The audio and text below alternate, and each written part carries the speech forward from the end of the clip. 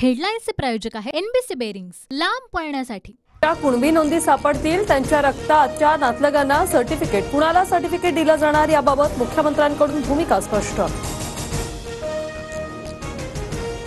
नोंदी नसलेल्या मराठ्यांसाठी फेब्रुवारीत विशेष अधिवेशन, कायदा करून खुल्या मराठ्यांना आरक्षण देणार, मुख्यमंत्री एकनाथ शिंदेंचं आश्वासन।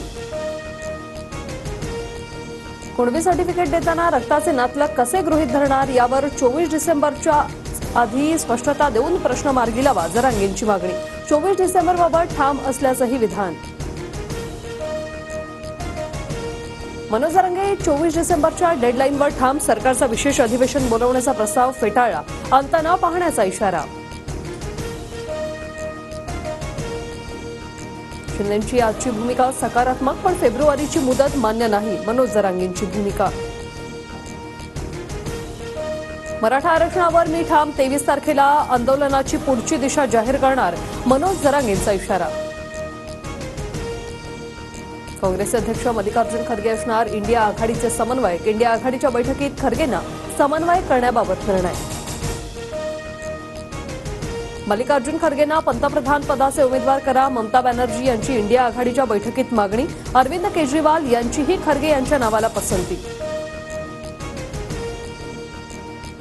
देशाच्या इतिहासात पहिल्यांदाच अधिवेशन काळात तब्बल 141 खासदारांचं निलंबन, संसद घुसखोरीच्या प्रकरणावरून चर्चेचा वाद, विरोधक कामकाजावर बहिष्कार घालण्याची शक्यता।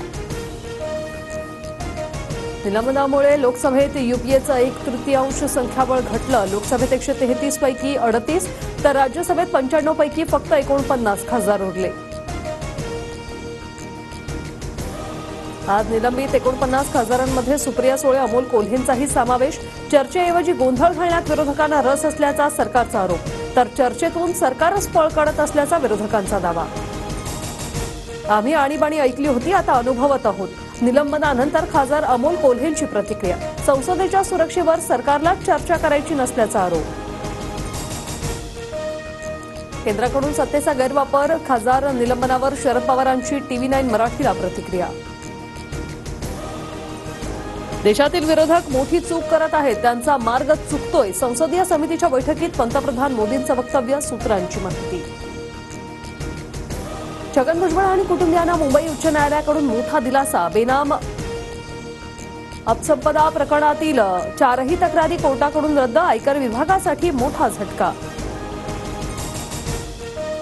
विधिमंडळाचे हिवाळी अधिवेशन उद्या संपणार, विधानसभा कामकाज सल्लागार समितीच्या बैठकीत निर्णय, नवीन महिला धोरणाला आज मंजुरी मिळणार, तर साखर कारखाना संदर्भात महिला धोरणात मोठी तरतूद होणार। रवी राणा आणि नवनीत राणांना मोठा झटका, हनुमान चालीसा पठण प्रकरणात गुन्हे रद्द करण्याची याचिका मुंबई सत्र न्यायालयाने फेटाळली। शाहरुख खानची पत्नी गौरी खानला ईडीची नोटीस, गौरीच्या तुलसियानी ग्रुप कंपनीने गुंतवणूकदार बँकांना अंदाजे 30 कोटींचा गंडा घातल्याचा आरोप।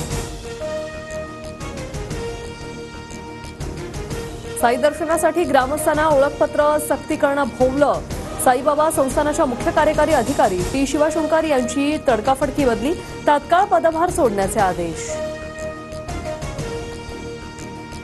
अहमदनगरमध्ये आंदोलकांचा निळवंडेचा कालवा फोडण्याचा प्रयत्न, पोलिसांनी रोखल्याने आंदोलकांचा ठिय्या, कालव्याचं काँक्रिटीकरण करण्याची मागणी।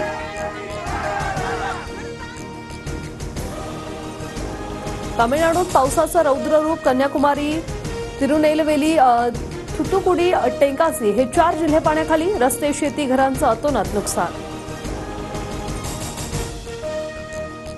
चीनमध्ये 6.2 रिश्टर स्केलचा तीव्र भूकंप, 100हून अधिक जणांचा मृत्यू, 200 जण जखमी, रेस्क्यू ऑपरेशन सुरू। स्टाक IPL इतिहासातील सर्वात महाग खेळाडू, KKRने 24 कोटी 75 लाखात घेतलं, 20 कोटी 5 लाखात विकलेल्या कमिन्सचा रेकॉर्ड 1.5 तासात मोडला।